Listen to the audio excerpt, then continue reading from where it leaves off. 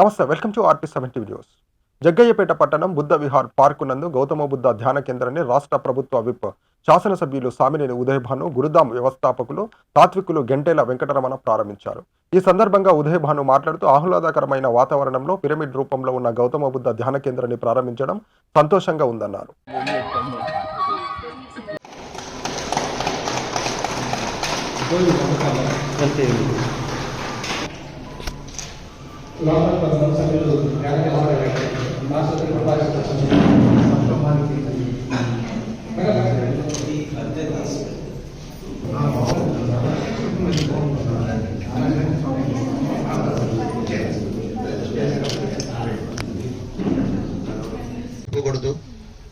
వారి మరి ఎంతో మందికి ఆస్తులు చాలా ఉంటాయి, కోట్లాది కోట్ల రూపాయల డబ్బు ఉంటుంది, కానీ దానం చేయడానికి ఎవరు కూడా ముందుకు రావడం అరుదు.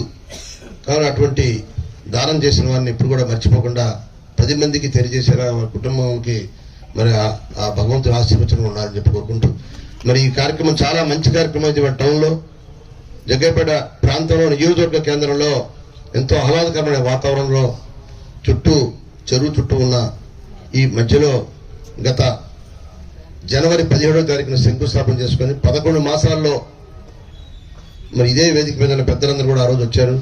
వేదిక ముందు ఉన్నవారు కూడా మీరందరూ కూడా ఆ రోజు చాలా మంది ఉన్నారు. ఇక్కడ ప్రత్యేకంగా ఈ 11 మాసాల వ్యవధిలోనే చక్కటి పిరమిడ్ ఏర్పాటు చేసుకున్న జ్ఞాన మందిరాన్ని ప్రారంభోత్సవం చేసుకోవడం ఎంతో శుభపరిణామం. ఇందాక శ్రీనివాస్ చాలా విషయాలు చెప్పాడు. మరి ఇవాళ ధ్యానం అనేది మానవ జీవితంలో తప్పనిసరి. స్ట్రెస్కి గురి కాకుండా అనేక మందికి గుండెపోటు వచ్చి సడన్ గా చనిపోతా ఉన్నారు. ఎందుకంటే మానసిక ఒత్తిడి. ఆ మానసిక ఒత్తిడికి తగ్గించుకోవడం కోసం ఔషధాల కన్నా డాక్టర్ల కన్నా మిన్న ఈ ధ్యానం. కాబట్టి ప్రతి వాళ్ళు కూడా మరి ధ్యానం చేయడంలో మరి ఇవాళ ప్రతి ఒక్క మనిషి పాటించవలసిన నియమాల్లో ప్రధానమైంది ఈ ధ్యానం. మరి ఇందాక ఫోటోలో చూస్తుంటే జగ్గయ్యపేట నందిగామ పరిసర ప్రాంతాల్లో చాలా చిన్న చిన్న గ్రామాల్లో కూడా ఆ గ్రామంలో మరి ధ్యాన మందిరాన్ని ఏర్పాటు చేసుకోవటం, మరి అక్కడ పెద్దలందరూ దానిలో ధ్యానం చేసుకోవడం కూడా చాలా మంచి కార్యక్రమం. ఇంత పెద్ద టౌన్లో 50,000 జనాభా ఉన్న ఈ టౌన్లో కూడా చక్కటి కార్యక్రమాన్ని ఏర్పాటు చేశారు. మరి నిర్వాహకులు వారి గురించి ఎంత చెప్పినా తక్కువ అవుతుంది. పాపం బాలాజీ, అలానే శ్రీనివాసు, అలానే జగ్గయ్యపేటలో వీరవల్లి విశ్వేశ్వరరావు ఉండేవాళ్ళు, నాకు చాలా స్నేహితుడు. మరి వాళ్ళ అబ్బాయి గిరి కూడా వచ్చాడు, ప్రసాద్ వీళ్ళంతా కూడా ముందుకు వచ్చి నడుము కట్టుకొని ప్రతిరోజు ప్రతి గంట శ్రీ శివానంద గురుభ్యో నమః, శ్రీ ఆంజనేయ పరబ్రహ్మణే నమః. పెద్దలు, మన శాసనసభ్యులు శ్రీ సామినేని ఉదయభాను గారికి, అతనే వేదిక నేను ఇచ్చిన పెద్దలందరికీ, మీ అందరికీ నమస్కరిస్తూ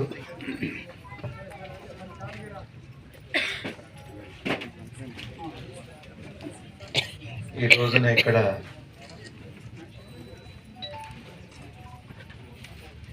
ఇంత సుందరంగా ఒక చెరువు పక్కన ఏర్పాటు చేసినటువంటి ప్రాంతాల్లో ఒక ధ్యాన మందిరం ఏర్పాటు చేశారు పిరమిడ్ భక్తులందరూ కూడా. ఇదంతా కూడా బ్రహ్మర్షి శ్రీ పత్రిజీ గారి మార్గదర్శకత్వం. గురుస్వామి లేకుండా ఏది చేసుకోకూడదు. ఇది చూపెట్టింది దారి ఆయనే కాబట్టి వారిని తలుచుకోవటమే దారి. అంతే. గురువు అంటే గురువే. ఎవరైనా గురుతత్వం ఒకటే ఉంది, వారు వీరు అని ఉండదు. అదే గురుతత్వం. అమ్మమ్మలాగా అమ్మ గురువుకి భేదం లేదు. తర్వాత రెండో మాట ఏంటంటే, మీ అందరు తెలిసిన వాళ్ళు, నాకేం తెలియదు ముందుగా చెప్పుకోవాలి. ఎందుకంటే తెలియదు అని చెప్పాక తప్పు మాట్లాడితే మీకు కోపం రాదు. తెలుసు అని చెప్పాక ఈ తప్పు మాట్లాడేనే ఉంటారు, అప్పుడు తప్పు పట్టే అవకాశం ఉంటుంది. తర్వాత పత్రికారు కానీ లేకపోతే గురువులు కానీ పక్కనే బుద్ధుడి విగ్రహం పెట్టారు చక్కగా. ఉద్దేశం ఏమిటి? ఇప్పుడు ఇట్లా ఉన్నారు, ఇంకా 4 రోజుల తర్వాత పెద్దవాళ్ళు అవుతారు. ఇప్పటికే చాలా మంది పెద్దవాళ్ళు కనుమరుగైపోయారు, పత్రికతో సహా వెళ్ళిపోయారు. ఎంతోమంది అవతార పురుషులు కూడా వెళ్ళిపోయారు. వాళ్ళందరూ ఏం చెప్పారంటే పెద్దలందరి ఉద్దేశం మన సనాతన సాంప్రదాయంలో ఎక్కడికి వెళ్లకుండా హృదయంలోకి వెళ్ళాలి అన్నది ధ్యానం అంటే. ఇంకేం లేదు. లేదు మీకు చేతనైతుంది, చేత కాదు. ఎక్కడికి వెళ్తాం మనం? యాత్రలు చేయలేం కదా. ఎక్కడికి వెళ్తే అన్నీ ఉన్నాయో ఈ ప్రపంచం అంతా, అన్ని లోకాలు, ఎక్కడ శాంతి దొరుకుతుందో, ఎక్కడ రెండో వస్తువు లేదో, అన్ని భయాలకి ఏదైతే ఉపశమనం లభిస్తుందో అది మన హృదయంలోనే ఉంది. అది దానికే మన సనాతన సాంప్రదాయంలో, బుద్ధిజంలో ఆనాపాన సతి అని చెప్పి మీ మార్గంలో చెబుతారు పెద్ద, దానికి సతి అని పేరు. కాబట్టి అది విపස්සన రెండోది. సతి అన్నది శ్వాసను గమనించడం అన్నది మొదటి మెట్టి. అదే పూర్తి కాదు ప్రయాణం, అది ఆరంభం మాత్రమే. ఎట్లాంటిదంటే అడ్రస్ లాంటిది. కాబట్టి ఆ తర్వాత ఎదగాలి, లోపలికి వెళ్ళిపోవాలి. లోపల ఎక్కడ శ్వాస లేదో, ఎక్కడ ఈ సృష్టికి శ్వాస అందుతుందో, సృష్టి స్థితి లయం ఎక్కడ జరుగుతుందో ఆ బిందువు దాకా వెళ్ళటమే మన ప్రయత్నం. ఇకపోతే రెండోది ఏమిటి అంటే, ఒక్క మాట మనందరం బాగా గుర్తుపెట్టుకోవాలి. ఈ సృష్టిలో ఎవరికి ఏదైనా ఇవ్వచ్చు, ఒక ధ్యానం తప్పనిచ్చి. ఇప్పుడు చూడండి, వాళ్ళ తల్లిదండ్రులు పిల్లల్ని ప్రేమించమని చెబితే ప్రేమించలేరు. అబద్ధం ఆడొద్దు అంటే ఆడతారు. ఏ మంచి మాట ఇవాళ సమాజంలో కనపడట్లేదు. కారణం ఏంటంటే అది చెప్పే మాటే. హృదయంలో నుంచి వచ్చిన వాళ్ళు బాగున్నారు. ఎవరైనా ఇది చేయకూడదు, ఇది తప్పు అని మనసులో కనిపించిన వాళ్ళు ఆ పని చెయ్యాలి, వాళ్ళు బాగానే ఉంటారు. కాబట్టి ధ్యానం ఎట్లాంటిదంటే బాగా తేలిగ్గా గుర్తుపెట్టుకోండి. ఇప్పుడు ఇంతమంది ఉన్నారు కదా, ఇక్కడ సుమారుగా ఒక 300-400 మంది ఉన్నారు. ఒక్కటి అడుగుతా, ఇస్తారా? ఒక్కటి చిన్న కోరిక నాకుంది, తీరుస్తారా?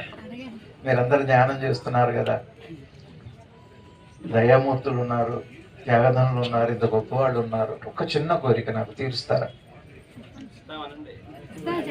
ఏమో అయ్యో నేను డబ్బులు అడగలేండి, మీరు ఒక్క అరగడి నిద్రపోయించాలి, ఒక్క అరగంట, ఒక్క నిమిషం నిద్రపోయించాలి. ఎట్లా గాఢ నిద్రపోవాలి నాకు, అదొక్కటి మీరు చేసి చూపెడితే మీకు ధ్యానం అర్థమవుతుంది. ధ్యానం అంటే అర్థం ఏంటంటే తెలియకుండా వస్తే నిద్ర, తెలిసి చేయగలిగితే ధ్యానం, అంతే. ఇంకేం ఉండదు. మీ నిద్రలో మీకేమున్నాయి? అక్కడ భయాలు ఉన్నాయా, ఆశలు ఉన్నాయా, కోరికలు ఉన్నాయా? మన వాళ్ళు మనమంట కొన్ని దైవం ఉన్నాడా? చిట్ట చివరిది మోక్షం ఉందా? ఏది లేని స్థితి పేరే నిద్ర అంటే. ఆ నిద్ర మనకి తెలియకుండా వస్తుంది. తెలిసి మీరు సాధించి మనసుని పూర్తిగా అందులో చేయగలిగితే అది. ఇప్పుడు నేను మీ అందరినీ కోరుకుంటున్నా, ఒక క్షణం నిద్రపోతే మీకు నిద్రని ఇవ్వలేను, మీరు కూడా పోలేరు. వస్తే తప్పితే నేను ఇవ్వలేంది, మీరు కూడా పోలేంది. వస్తే అనుభవించేది ఏదైతే ఉందో దానికే ధ్యానం అని పేరు. ధ్యానం నేర్పేది కాదు, ధ్యానం ఇచ్చేది కాదు. బాగా గుర్తుపెట్టుకోండి. ఎవరికి మీరు ధ్యానం చేయండి అని చెప్పకూడదు. వాళ్ళలో నుంచి వచ్చాక వచ్చేది ఇది ధ్యానం. అది పుట్టాలి లోపల నుంచి. మీరు ఇత్తు నాటడం వరకే, మొక్క రావాలా వద్దా అన్నది ఆ భూమి, ఆ ఇత్తుకి నిర్ణయం ఉంటుంది. మనం నిర్ణయించేది కాదు. ఇది బాగా తెలియాలి. ఇది దేని నుంచో రక్షణ కోసం వచ్చింది కాదు ఇది ధ్యానం. ఈ సృష్టిలో నన్ను బాధ పెట్టేది ఏది లేదని తెలియటానికి వచ్చింది ధ్యానం. బాగా గుర్తుపెట్టుకోండి. పశువులు, పక్షులు పిల్లల్ని కంటున్నాయి, మనం కంటున్నాం. ఏ పక్షి కూడా తన పిల్లలను భవిష్యత్తులో చూడాలని కోరుకోదు, ఒక మనిషి తప్పనిచ్చి. నా పిల్లలు నా కంట నన్ను బాగా చూడాలి నా వయసులో. జంతువులకు అట్లాంటి కోరిక లేదు. అట్లాంటి పశువృత్తిలోకి వెళ్ళటం కూడా జ్ఞానము, ధ్యానమే. బాగా గుర్తుపెట్టుకోవాలి. అంటే పశువృత్తిలో నుంచి బుద్ధి జ్ఞానంలోకి వచ్చిన మనమంతా కూడా మళ్ళీ పశువు వెనక ఉన్న ఉత్తమ ఉద్దేశం ఏదైతే ఉందో, ఏ శాంతి ఉందో, ఏ పవిత్రత ఉందో ఆ పవిత్రతకి వెళ్ళిపోవటమే, అటు ఇటు మారటమే. మనిషిగా ఎదిగి బుద్ధిగా వచ్చి పశువుగా మారిన వాడికంటే ఈ బుద్ధి, ఈ మనసు లేకుండా పశు ప్రవృత్తిలో ఉన్నటువంటి దాని వెనక ఉన్నటువంటి ఉన్నతమైన పవిత్రమైన దృష్టి. ఏదో పొద్దునే విన్నా నేను, 20 కోట్ల రూపాయలట కుక్క. ఒక కుక్క ఖరీదు 20. దానికి వ్యాక్సిన్ కోసం వచ్చారు.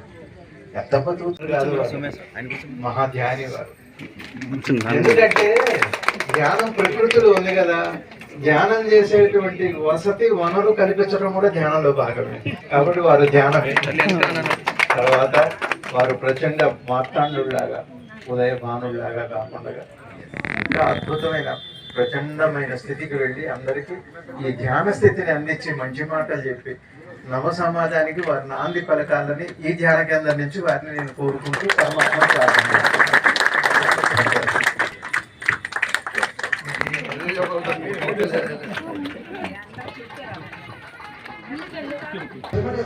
ఎలా ఉన్నాయి అంటే 50 నుండి 20 కోణంలో 51 నిమిషంలో ప్రతి కోణం కూడా ఉండడం అనేది గుర్తించారు. ఆత్మతో అనుసంధానం అవుతున్నాం, మన హృదయంతో అనుసంధానం అవుతున్నాం. ధ్యాన యోగులందరూ ధ్యానం చేస్తున్నాం. బ్రహ్మ విద్య అంటేనే ధ్యానం. మనం ఒక రాజకీయ నాయకులు ధ్యానం నేర్చుకుంటే ఇందాకే అంటున్నారు ఆయన, పంచకంలో మొత్తం మనిషి కళ్ళతో చూడగలిగేది 1 కిలోమీటర్ వరకు చూడగలం. అంతర్ప్రయాణం మన శ్వాస మీద ధ్యాస ద్వారా లోపలికి ప్రయాణం చేస్తే అనంతద్భుతంగా జీవించగలగటం, ఎవరిని ద్వేషించం. అంతా అద్భుతాలు మన ఆలోచన సరళిని బట్టే అద్భుతాలు జరుగుతాయి. ఒక పిరమిడు ఈ విషయంలో భూమి మీద విశ్వశక్తిని రిసీవ్ చేసుకునే అత్యున్నతమైన కట్టడం ఏదయ్యా అంటే పిరమిడు.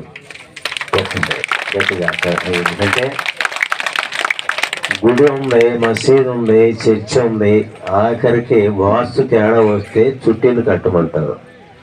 విశ్వశక్తిని రిసీవ్ చేసుకునేది భూమి మీద పిరమిడు. 100% విశ్వశక్తిని తీసుకుంటాం. 8 గంటలు నిద్రపోయే శక్తి 1 గంట ధ్యానంలో పొందవచ్చు. 24 గంటలు నిద్రపోయే శక్తి 1 గంట పిరమిడ్లో ధ్యానం చేస్తే పొందుతాం. దీంట్లో అతి త్వరలోనే కింగ్ ఛాంబర్ కూడా కడతాం. 72 గంటలు నిద్రలో వచ్చే శక్తిని 1 గంట అక్కడ ఆ కింగ్ ఛాంబర్లో ధ్యానం చేస్తే పొందుతాం. ఎందుకు ధ్యానం చేయాలా?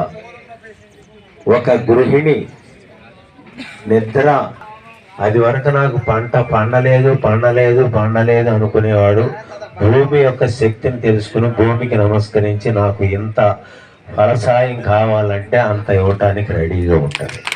అంటే అన్ని విద్యలకి ప్రావీణ్యత పెంచేది ధ్యానం ఒక్కటే. ఇందాక చెప్పాడు శ్రీనివాసులు గారు, వ్యాపారాల్లో కానీ ఏ వ్యాపారం చేయాలని కళ్ళు మూసి కూర్చుంటే ఆ వ్యాపారం అనేది ధ్యానంలో కనపడుతుంది. అలాగే భార్యాభర్తల మధ్యలో కానీ ఏ విషయాల్లో కానీ మనకు తోడు కావాలి అనుకునేది ధ్యాన విద్య, అదే బ్రహ్మ విద్య ప్రతి ఒక్కరికి కావాల్సింది. పిల్లల మీద నేను పరిశోధన చేశాను. 10th క్లాస్ పిల్లలు 5-10 మార్కులు వచ్చే పిల్లల్ని 40 రోజుల్లో 60 నుంచి 80 మార్కుల్లో పాస్ అయ్యారు, ఓన్లీ మెడిటేషన్ ద్వారా. మనం పిల్లలకి ఇవ్వవలసింది ముఖ్యంగా చైర్మన్ గారిని, మరి మన భాను గారికి ఒకసారి గట్టిగా క్లాస్ కొడదాం. ఎందుకంటే ఒక రాజకీయ నాయకులు మరి వాళ్ళ ప్రజలకు ఇవ్వవలసింది ధ్యానం నేర్పితే చాలు, అన్నిట్లో అభివృద్ధి పొందుతారు, ఒక అద్భుతాలు పొందుతారు. కాబట్టి అందరికీ స్కూల్లో పిల్లల్లో ప్రతిరోజు 1 గంట ధ్యానం నేర్పితే ఎన్నో మార్పులు వస్తాయి. తల్లిదండ్రుల యొక్క గ్రేడ్ తెలుసుకుంటారు, అన్ని రకాలుగా ఇదవుతారు. కాబట్టి ఇంత అద్భుతమైన చెరువు మధ్యలో ఇక్కడ ఈ పర్మిషన్ ఇవ్వటం ఇచ్చారు. కాబట్టి భాను గారికి ఇంకొకసారి గట్టిగా అయినటువంటి ప్రముఖ న్యాయవాది సత్య శ్రీనివాస్ గారు, కమిటీ సభ్యులైనటువంటి బాలాజీ గారు, అదేవిధంగా చిట్టిబాబు గారు, కమిటీ సభ్యులందరూ కూడా ఇక్కడ ఇచ్చేసిన అందరికీ పేరు నమస్కారం తెలియజేస్తూ, మరి రోజుల్లో ప్రతి ఒక్కరికి కూడా ఆరోగ్యం కావచ్చు, ఏ విషయం సరే ప్రశాంత కావాలనే విషయం మీద డాక్టర్ చెప్పిన మాటలో ఉన్నటువంటి వ్యక్తులు ఈ సమాజంలో ఎంతమంది ధ్యానులు పెరిగితే, ఎంతమంది ఎక్కువ ధ్యానం చేయగలిగితే, ముఖ్యంగా పరిపాలనలో ఉన్నటువంటి వ్యక్తులు కనుక మంచి ధ్యానం చేయగలిగితే, సరైన ఆలోచనలు, సరైన మాటలు ఈ సమాజానికి ఎంతో ప్రభావితం చేస్తాయి. కాబట్టి ధ్యానం వల్ల మంచి ఆలోచన, మంచి మాటలు, సమాజానికి మంచి చేయాలనేటువంటి ఒక దృక్పథం కలుగుతుంది.